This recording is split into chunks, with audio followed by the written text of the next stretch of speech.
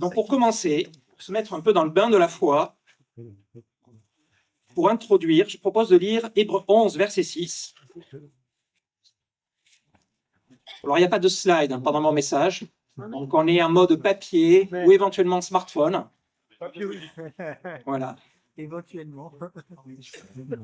Et pour une fois, je ne fais pas un message en plusieurs parties. On va suivre le fil du passage avec quelques digressions autour de passages en hébreu. Et donc, Hébreux 11, verset 6, je trouve qu'il introduit bien le thème. Or, sans la foi, il est impossible d'être agréable à Dieu, car il faut que celui qui s'approche de lui croit que Dieu existe et qu'il récompense ceux qui le cherchent. Amen. Et là, dans ce passage, on va voir deux personnes qui s'approchent de Jésus avec la foi et qui en ressortent transformées. Amen. Donc, on va commencer le récit en Luc 8, verset 40, de 40 à 42. Luc 8, verset 40. Donc, on restera essentiellement dans tout ce passage de la fin de Luc 8. À son retour, Jésus fut accueilli par la foule, car tous l'attendaient. Voici qu'arriva un homme du nom de Jairus. Il était chef de la synagogue. Il se jeta à ses pieds et le supplia d'entrer dans sa maison, parce qu'il avait une fille unique d'environ 12 ans qui était mourante. Pendant que Jésus s'y rendait, la foule le serrait de tous côtés. Donc le contexte, Jésus a commencé à faire pas mal de miracles dans les chapitres précédents. Sa réputation s'est répandue dans toute la région. Et il a fait une sorte d'incursion dans le pays des Gadaréniens, de l'autre côté du lac. Donc il s'est absenté, puis il est revenu, et la rumeur de son retour rassemble la foule. On a une foule pressante, oppressante même. Ça devait être difficile d'avancer.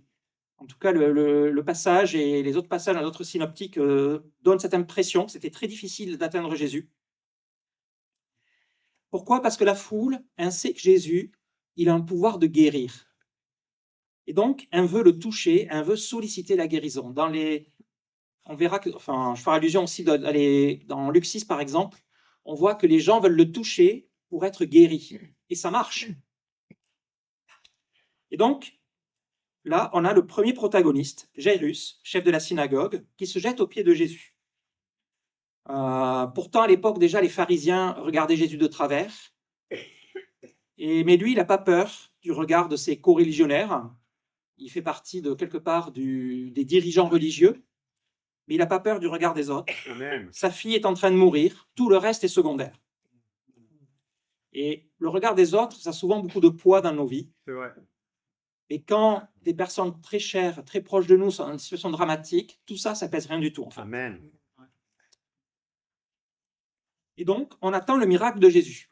Voilà, le récit commence, on se dit, bon voilà, Jésus, il va aller le voir, il va aller voir sa fille, il va rentrer chez lui, il va la guérir, ou la ressusciter, ou j'en sais rien. Mais tout d'un coup, on a une interruption. Luc 8, versets 43 à 46, la suite du passage. Et c'est d'ailleurs, je crois, la seule interruption qu'on a, quelque part au milieu d'un miracle. On a un autre miracle, on a deux miracles imbriqués. Et c'est assez surprenant. Verset 43. Or, il y avait une femme qui souffrait d'hémorragie depuis 12 ans. Elle avait dépensé tout son bien de chez les médecins, mais aucun n'avait pu la guérir. Elle s'approcha par derrière et toucha le bord du vêtement de Jésus. Son hémorragie s'arrêta immédiatement. Jésus dit, « Qui m'a touché ?» Comme tous s'en défendaient, Pierre et ceux qui étaient avec lui dirent, « Maître, la foule t'entoure et te presse. Et tu dis, qui m'a touché ?» Mais Jésus répondit, « Quelqu'un m'a touché car j'ai senti qu'une force était sortie de moi. » En fait, là, on a une pickpocket dans la foule et Jésus se fait voler un miracle. On a l'impression. C'est vraiment surprenant, en fait. On a une sorte de miracle imbriqué, donc au milieu d'un autre. Et ce passage est vraiment important, en fait. Il est raconté dans les 3 évangiles synoptiques, avec beaucoup de détails. On a une description assez claire du contexte. Ça fait 12 ans qu'elle souffre. Elle a vu beaucoup de médecins. Elle a dépensé tous ses biens. En Matthieu et en Marc, en fait, il est même précisé qu'elle a souffert entre les mains des médecins. Bon, Luc, qui était médecin lui-même, a passé ce détail sous silence, par solidarité professionnelle peut-être. Mais je crois qu'on a tous expérimenté des moments de souffrance dans notre santé où on connaît des proches qui ont souffert ou qui souffrent, certains pendant des années, des cancers, des troubles divers et variés, parfois des maladies chroniques difficiles à guérir. Et c'est difficile de traverser ces périodes-là. Et même si la médecine a progressé, il y a quand même beaucoup de fois où on s'avère impuissante, ou en tout cas les traitements sont douloureux, pénibles, les chimiothérapies, même les opérations lourdes, même s'il y a des antidouleurs, c'est quand même c'est dur, quoi. J'ai vu des gens autour de moi souffrir sur la durée. J'en ai vu aussi qui n'ont pas d'espoir clair de guérison. Et donc, c'est tout ce qu'un souffre, c'est sa souffrance depuis 12 ans.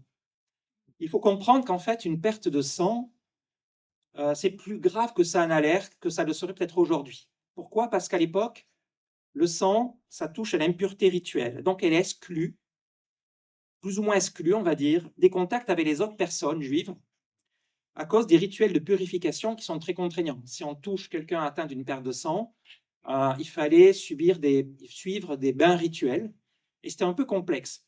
Donc forcément, on n'a pas forcément envie, enfin, les gens n'avaient pas envie de s'astreindre à des rituels de purification qui les obligeaient à se mettre à part, attendre, je crois, jusqu'au soir ou au lendemain, enfin, j'en peux oublier les détails. Mais donc, imaginez sa souffrance, son désespoir peut-être aussi. Sans doute, beaucoup de prières sans réponse apparente. Mais il y a quelque chose qui a dû se passer, quelque chose qui a dû rallumer une étincelle de foi. Peut-être le témoignage, elle a entendu des témoignages de gens qui disaient « j'ai été guéri par Jésus, c'est incroyable », ou elle a entendu parler de paralytiques ou de lépreux qui étaient guéris. Comme le dit le passage en Romains, la foi vient de ce que l'on entend.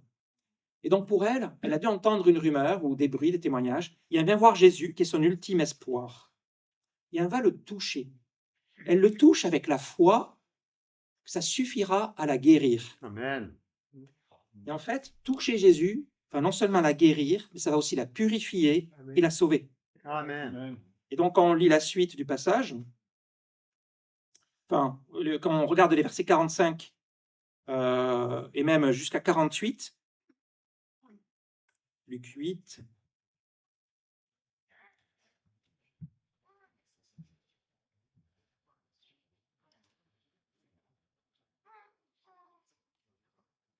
verset 44, elle s'approcha par derrière et toucha le bord du vêtement de Jésus. Son hémorragie s'arrêta immédiatement. Jésus dit, « Qui m'a touché ?» En fait, tout le monde touchait Jésus. Donc c'est un peu bizarre qu'il dise ça, et d'ailleurs Pierre n'a pas manqué de lui faire une sorte de reproche. Comme tous s'en défendaient, Pierre et ceux qui étaient avec lui dirent, « Maître, la foule t'entoure et te presse, et tu dis qui m'a touché ?» Mais Jésus répondit, « Quelqu'un m'a touché car j'ai senti qu'une force était sortie de moi. » Et il y a beaucoup de gens qui ont touché Jésus, et même dans les chapitres d'avant, on voit des gens qui ont touché Jésus et ont été guéris, donc ils ont dû le toucher avec une certaine foi. Mais cette fois-là, Jésus a marqué l'arrêt. Alors qu'il était en chemin pour une guérison importante, il a marqué l'arrêt. Il y a quelque chose dans la démarche de cette femme, dans la manière, dans la foi qu'elle avait, peut-être une intensité de supplication, une foi différente de celle des autres. Amen.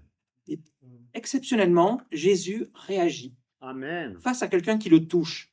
Beaucoup de gens touchaient Jésus. Beaucoup l'ont même touché et ont été guéris. Mais elle, il s'est arrêté. Et il a voulu, quelque part, la mettre en évidence devant tout le monde. Ta foi t'a sauvé. Donc, mais Jésus répondit, « Quelqu'un m'a touché car j'ai senti qu'une force était sortie de moi. » Voyant qu'elle n'était pas passée inaperçue, la femme vint, toute tremblante, se jeter à ses pieds. Elle déclara devant tout le peuple pourquoi elle l'avait touché et comment elle avait été immédiatement guérie. Alors il lui dit, « Ma fille, prends courage, ta foi t'a sauvée. Pars dans la paix. » La foi, c'est une qualité que Jésus recherche. Amen. Il la met en évidence, il l'honore quand il la trouve. Il y a par exemple le centenier, quelques chapitres plus loin, la syrophénicienne, cette femme qui suit Jésus et ses disciples pour le supplier d'obtenir une guérison. Et Jésus les met à l'honneur parce qu'il est Amen. touché par la foi. Quand il rencontre une foi forte, simple quelque part, mais touchante, il va la mettre à l'honneur. Et je crois que c'est vraiment important de comprendre à quel point Jésus aime voir la foi en nous. Et elle n'est pas seulement guérie, elle rentre dans l'histoire de Jésus. Amen. Et c'est vraiment frappant parce que elle est mise à l'honneur dans les 3 récits des évangiles de Luc, Matthieu et Marc. Elle rentre dans le hall des héros de la foi, comme ceux d'Hébreux 11. Elle n'est pas un Hébreux 11, mais elle a les 3 évangiles. Elle a une place d'honneur dans la Bible, dans le livre de Dieu, ou dans le film de Dieu, quelque part, dans son scénario, et elle a un impact éternel. Moi, quand j'ai médité un peu là-dessus, je me suis dit, mais est-ce que je cherche vraiment à toucher Jésus dans mes moments avec Dieu? Est-ce que je recherche son contact dans l'intimité de mon cœur? Qu'est-ce que ça veut dire d'ailleurs, toucher Jésus pour moi aujourd'hui? Est-ce que j'essaie de le toucher avec la foi, que ça fait une différence? Amen. Et quand on a la foi que être en contact avec Dieu et avec Jésus, ça nous transforme, tout d'un coup, nos moments avec Dieu, c'est plus un rituel un peu fastidieux, une discipline, un peu une morning routine. On conseille de faire maintenant, c'est un peu à la mode, la morning routine, et c'est vrai que c'est une bonne idée. Et en tant que chrétien, donc on va mettre notre petit moment avec Dieu, peut-être un peu d'exercice, un peu de sport. Et c'est vrai que ça façonne la journée. Mais un moment avec Dieu, c'est plus qu'un élément d'une morning routine. Amen. Dis-le. C'est quelque chose qui peut nous transformer bien plus que n'importe quoi d'autre qu'on va mettre dans notre morning routine. Ouais. Et quand on a cette foi, ça nous donne l'envie d'y aller. Ouais. Et ça, c'est un peu un test, je crois, de notre foi. C'est si on traîne les pieds pour prier ou lire notre Bible, c'est qu'en fait, on a un peu oublié que ça pouvait nous transformer. On a perdu de vue à quel point ça peut nous transformer. Et je me suis dit, mais qu'est-ce que ça signifie toucher Jésus? Pour moi, c'est vraiment chercher à ressentir sa présence dans la prière, à la présence de Dieu, et puis mettre mon cœur au contact de Jésus, lui exposer ce que j'ai qui est de travers dans mon cœur, les mauvaises pensées, les futures tentations que je vais rencontrer dans la journée, la tentation de m'agacer, de ne pas être patient, d'être paresseux, d'être concentré sur les choses matérielles, et d'essayer de ressentir les choses comme Dieu les ressent. Toucher Jésus peut transformer notre journée d'une manière extraordinaire. Et on a besoin de le croire pour l'expérimenter. Amen. Et cette femme a dû traverser des découragements profonds, des prières sans réponse apparente, une médecine pas toujours efficace. À l'époque, elle était bien moins efficace qu'aujourd'hui. Le regard des autres, la solitude. Et donc, ça a probablement usé sa foi pendant un moment. Et donc, peut-être il faut réfléchir à quels sont les fardeaux, les épreuves qui ont usé ma foi. Est-ce que c'est des problèmes dans ma santé, dans mon mariage, dans le domaine sentimental, des péchés, la maladie? Et est-ce que je crois que je peux aller vers Jésus, le toucher et trouver une forme de guérison, à savoir à minima la paix, le réconfort, et trouver un sens à ces épreuves, trouver un sens à ce que je vis pour être en paix? Amen. Parce que Jésus ne guérit pas toujours comme on le demande. Ouais. Et on a des histoires inspirantes dans l'Église. Moi, je connais des personnes qui ont vécu des choses un peu similaires. Je connais un frère qui a dû lutter contre l'alcoolisme pendant des années et qui en est sorti victorieux avec l'aide de son entourage. Parce qu'il y a des personnes, lui, sa femme, son entourage, qui ont eu la foi. Une foi qui, à un moment donné, a fait toute la différence. Après des années de galère, des années de souffrance, leur foi a fait la différence. Et il y a beaucoup d'autres histoires comme ça, on en connaît. Il faut se laisser inspirer par ces histoires. Oui. Donc on lit la suite, on revient à Jairus. Jésus parla encore quand quelqu'un arriva de chez le chef de la synagogue et dit « Ta fille est morte, ne dérange plus le maître. » Mais Jésus qui avait entendu dit au chef de la synagogue « N'aie pas peur, crois seulement et elle sera sauvée. » Lorsqu'il fut arrivé à la maison, il ne laissa personne entrer avec lui, sauf Pierre, Jacques et Jean, ainsi que la mère, le père et la mère de l'enfant. Tous pleuraient et se lamentaient sur elle. Alors Jésus dit, ne pleurez pas, elle n'est pas morte, mais elle dort. Il se moquait de lui, sachant qu'elle était morte. Mais il les fait tous sortir, prit la jeune fille par la main et dit d'une voix forte, mon enfant, lève-toi. Son esprit revint en elle, et elle se leva immédiatement. Jésus ordonna de lui donner à manger. On a l'impression que Jésus il a perdu du temps avec cette femme qui perdait son sang, alors qu'il y avait une urgence, guérir cette fille avant qu'elle meure. Et donc elle est morte. Et son entourage dit, l'entourage de Jairus dit, mais en fait c'est plus la peine, quoi. Elle est morte, il n'y a plus rien à faire, quoi. Mais Jésus lui répond, n'aie pas peur, crois seulement.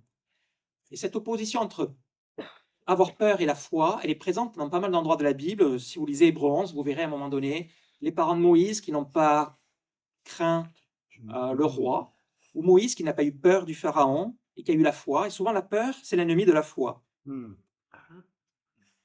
Et ce qu'on voit aussi dans ce passage, c'est que Jésus n'a pas tout de suite fait son miracle. C'est un peu comme Lazare. Lazare était malade, il a attendu qu'il meure pour aller faire une résurrection.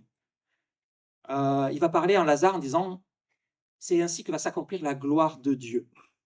Et là, on voit quelque chose, c'est que nos souffrances et les épreuves s'inscrivent dans une histoire glorieuse où on a notre part. Et j'y reviendrai. Mais ce qu'on voit aussi, c'est qu'il y a des choses qui peuvent blesser notre foi. Ici, ça se passe sur un temps très bref, mais l'entourage de Jairus aurait pu, quelque part, démolir sa foi. Le fait d'apprendre que sa fille est morte aurait pu, quelque part, lui faire perdre la foi à ce moment-là, en disant, bon, ben, c'est cuit, quoi. Ben, Jésus, en fait, voilà, t'as traîné, et puis maintenant, on ne peut plus rien faire, quoi. Et à une autre échelle, des épreuves, des échecs, des drames peuvent blesser notre foi. Et justement, je voulais...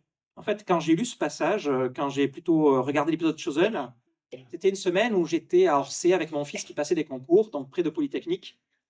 Et ça me rappelait, il y avait plein de souvenirs qui se mélangeaient. Ça me rappelait quand j'étais étudiant sur le campus, dans les années 93-95. Donc, il y en a qui étaient pas nés, là, ici, un bon paquet, parmi les étudiants. Où j'étais là-bas, je venais d'être converti, j'avais une certaine foi, des rêves qu'on soit en groupe de chrétiens sur place, au moins plusieurs. Et j'ai eu la chance de pouvoir rencontrer des personnes qui sont devenues chrétiens là-bas. Donc, par exemple, Christian Ruyer, le papa de Mathieu Ruyer, qu'on connaisse quelques parents d'ados et ceux qui vont au camp. Et j'avais une certaine foi et j'ai vu Dieu agir. Et puis, je me suis dit, mais en fait, depuis, est-ce que j'ai toujours ce même genre de foi? Je n'ai pas l'impression d'avoir la même foi, en fait. Donc, ça m'a rappelé des périodes où j'avais une foi que je pouvais marcher avec Dieu et voir des choses incroyables se produire. Et je me dis, mais je veux continuer à vivre ça. Amen. D'être là-bas à Polytechnique, ça m'a aussi rappelé notre frère Louis-David. Ça fait presque 2 ans qu'il est décédé. Et pour sa famille et même pour toute l'Église, c'est vraiment une tragédie. Je me souviens de l'annonce de sa mort. D'abord, il y avait une annonce pour prier pour lui parce qu'il était dans le coma, il avait été amené à l'hôpital. Et quelques heures après, l'annonce qu'il était décédé, ça m'a fait vraiment un choc. Et je sais que ça a fait un choc à peu près à tous les parents d'ados qui étaient dans ce groupe où on avait appris la nouvelle. Parce qu'on pouvait s'identifier en disant, on s'imaginait très bien, nous, parents, si un de nos enfants venait à décéder comme ça, brutalement. Et pour moi, ça m'a choqué. Puis mais c'est pas normal, quoi. Ça fait un peu comme un mauvais scénario. Dieu, tu t'es trompé, quoi. Tu as fait mourir le personnage principal, ou un personnage important qui n'a pas encore joué son rôle dans l'histoire. C'est pas normal, quoi. Il n'a pas développé, il n'a pas pu exercer tous ses talents. Louis-David est quelqu'un qui était vraiment talentueux. Je l'avais vu à un camp faire une sorte de reprise d'un morceau de musique là, avec toute une mise en scène, une chorégraphie. Ça m'avait épaté. Et puis, il faisait ses études brillamment, il avait de l'impact autour de lui, il avait pas mal d'amis.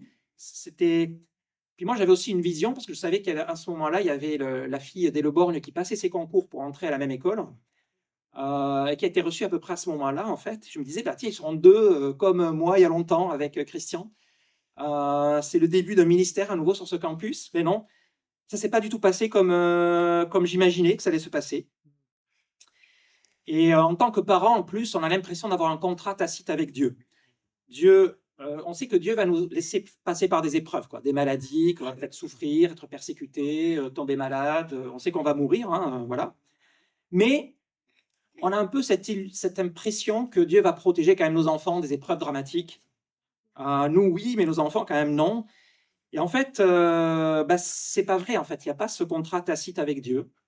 Et je connais aussi un couple, enfin, je connais pas bien, mais je les avais vus s'exprimer à un EBS, un couple russo-ukrainien qui avait perdu leur fille, je crois, d'un accident de voiture bête, quoi.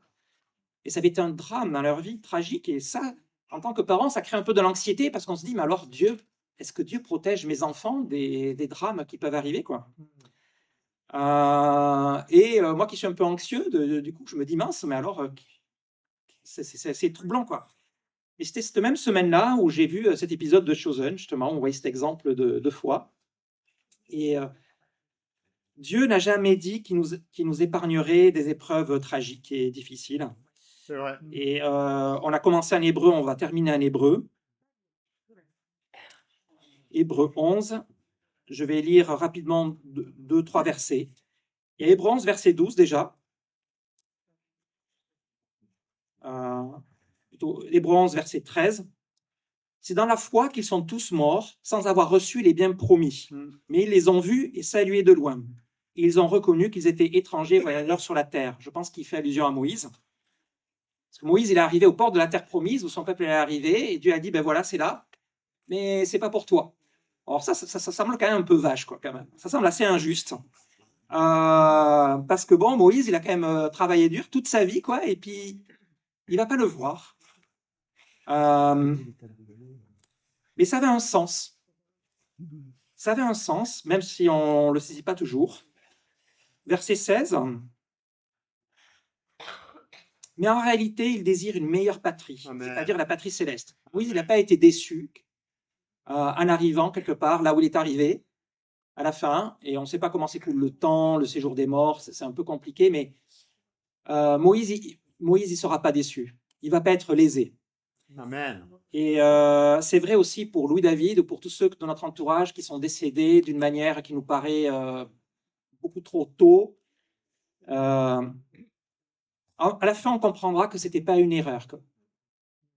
Dieu ne fait pas d'erreur, évidemment. Amen.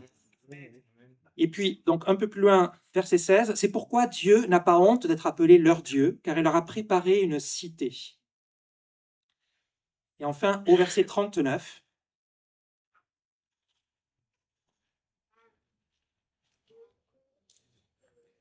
tout cela, bien qu'ayant reçu un bon témoignage grâce à leur foi, n'ont pas obtenu ce qui leur était promis, car Dieu avait en vue quelque chose de meilleur pour nous. Ainsi, ils ne devaient pas parvenir sans nous à la perfection. Amen. Il parle de personnes qui sont mortes, tuées par l'épée, sciées, lapidées. Il est même dit que certains, c'est au verset 35, d'autres ont été torturés et n'ont pas accepté de délivrance afin d'obtenir une meilleure résurrection. Amen. Bon, moi, si j'étais torturé, je me dirais, je veux bien la résurrection de base, hein, et échapper à la torture, quoi. Mais il y a des gens qui ont eu la foi en disant, et bon, et peut-être qu'avec l'aide de Dieu, on peut avoir cette foi, elle nous est accessible. Dieu, des fois, nous donne un regain de foi, mais ils ont accepté de souffrir en disant, ça va contribuer à la gloire de Dieu, à la gloire de l'histoire que Dieu est en train d'écrire. Amen. Et je sais que Dieu pourrait me libérer de ce moment-là, mais je suis prêt à aller au bout. Ça, c'est incroyable, quoi. Amen. Et ce que dit Jésus, et en fait, on a plein d'exemples dans la Bible de trucs similaires où Dieu n'a pas répondu comme on l'aurait imaginé. Jésus, il a ressuscité Lazare, mais pas Jean-Baptiste. À Gethsémanée, Jésus, il a demandé à ce qu'il y ait quelques mois de plus, ou un délai, quoi. Mais Dieu ne lui a pas donné ce délai. Étienne a été lapidé, Paul a échappé à la lapidation. De manière miraculeuse, mais pas Étienne.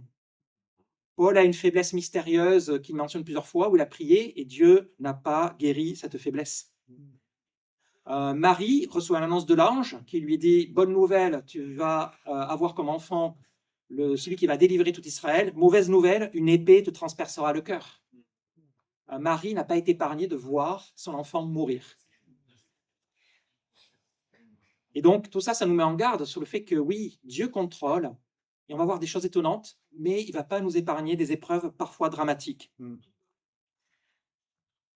Jésus nous dit « N'aie pas peur, crois seulement ». Ça ne veut pas dire qu'on ne passera pas par des drames, mais ça veut dire qu'avec la foi, tout finira bien et qu'à la fin de la série, pas de l'épisode, tout prendra un sens. On sera consolé, on pourra traverser les épreuves Amen. et on verra à la fin du chemin que tout avait un sens. Et je ne sais pas si votre ado vous dit ça, mais des fois, je crois qu'ils disent tous ça, t'inquiète. Quand on est en train de dire, mais t'as pensé à ça, ça, ça, et souvent nos ados, nos enfants nous disent, t'inquiète. Et en général, je gère. Voilà, exactement, t'inquiète, je gère. Et quand ils disent ça, moi, ça m'inquiète 2 fois plus. Il y avait un incident, un truc assez drôle d'ailleurs, c'est que justement, il ne veut pas trop qu'on se mêle pendant les concours de tous les détails d'organisation, les micro-détails, tout ça, mais à un moment donné, à le voir partir en courant, on était à table, il part en courant, il s'est réalisé qu'en fait, l'épreuve commençait plus tôt que ce qu'il pensait. T'inquiète, je gère. Du coup, il a piqué un sprint pour pas arriver en retard et être bloqué, avoir l'accès bloqué. Mais bon, voilà, c'est arrivé in extremis. Mais Dieu il nous dit, n'aie pas peur, moi je gère vraiment. Parce que nous, les parents, on croit gérer. Parfois, on gère mieux que nos ados, ça c'est vrai avec l'expérience, mais parfois, on se loupe bien quand même aussi. Mais Dieu, lui, il gère vraiment. Et donc, quand il gère, ça gère aussi parfois les moments d'épreuves difficiles. Et on doit accepter que ça fait partie du chemin et que tout ça a un sens. Et donc, on a vu des cas de personnes qui sont décédées dans des histoires dramatiques, mais qui ont contribué à la gloire de Dieu. On a vu le pourquoi, le comment. Je pense à Benoît Dehé, son parcours est vraiment inspirant pour la foi. Moi, quand j'y repense, ça m'inspire, quoi. Ça me touche. Il y a un côté évidemment triste, mais il y a un côté, on voit la gloire de Dieu. Il y a des histoires comme celle de Louis David où c'est plus difficile. On ne la voit pas encore, mais on doit décider d'y croire, quoi. Amen. Qu'à la fin, Louis David, il a eu quelque part un rôle dans l'histoire de Dieu, et un rôle qui n'est pas vain et qui est glorieux, et qu'on verra le sens de tout ça. Et nos épreuves, si vous passez par des épreuves difficiles, même si vous ne voyez pas le sens de ces épreuves, elles ont un sens et elles contribueront à la gloire de l'histoire que Dieu est en train d'écrire avec nos vies, Amen. si on vit notre vie par la foi. Et donc, cette femme et Jairus se sont approchés de Jésus avec la foi. Ils ont reçu un miracle et bien plus, ils font partie de l'histoire de Jésus et de son royaume pour l'éternité. Et je veux croire que si je continue de chercher à m'approcher de Jésus, je vais voir des miracles, des prières exaucées, des choses épatantes, des guérisons de toutes sortes. Mais je sais aussi qu'il y aura des épreuves, des prières sans réponse, des périodes sombres, mais qu'à la fin, c'est la victoire par la foi, une place dans l'histoire de Jésus de son Église. Et si vous passez par des épreuves dramatiques qui durent, comme cette femme, année après année, ne vous laissez pas, ne vous découragez pas de chercher à toucher Jésus avec la foi, que vous pouvez trouver la paix. Et que ces épreuves, à la fin, elles auront tout leur sens. Et donc, touchons Jésus comme cette femme. Ne laissons pas passer quelque part cette occasion de toucher Jésus dans le moment avec Dieu. Amen. Prions. Seigneur, tu nous as créés, tu nous as aimés. Et tu nous as fait une place dans l'histoire que tu es en train d'écrire, l'histoire de l'humanité. Et tu veux qu'on participe à cette histoire avec la foi. Et tu aimes la foi, Seigneur. Et ton Fils Jésus aimait la foi des gens qui croisaient, il l'aime toujours. Et on veut avoir cette foi, Seigneur. Et on sait que parmi nous, il y a des personnes qui passent par des épreuves vraiment tragiques, difficiles. Et je te prie pour qu'on arrive à les encourager, à les consoler, à leur apporter toute l'affection dont on est capable. Mais on sait que c'est toi, quelque part, qui peux consoler véritablement. Et je te prie pour que chacun d'entre nous, on puisse persévérer dans la foi, dans ces épreuves, et garder cette envie, ce désir de toucher Jésus, de te toucher, d'aller au contact avec toi. Et on sait qu'on y trouvera quelque chose d'extraordinaire, Seigneur. Le repos, la paix, peut-être la guérison, sans doute la transformation. Et que cette foi, quand on te touche, ça a un impact dans nos vies, dans la vie des gens qui nous entourent, Seigneur. Et aide-nous à réaliser cet impact. Et c'est au nom de Jésus que nous te prions. Amen. Amen. Amen.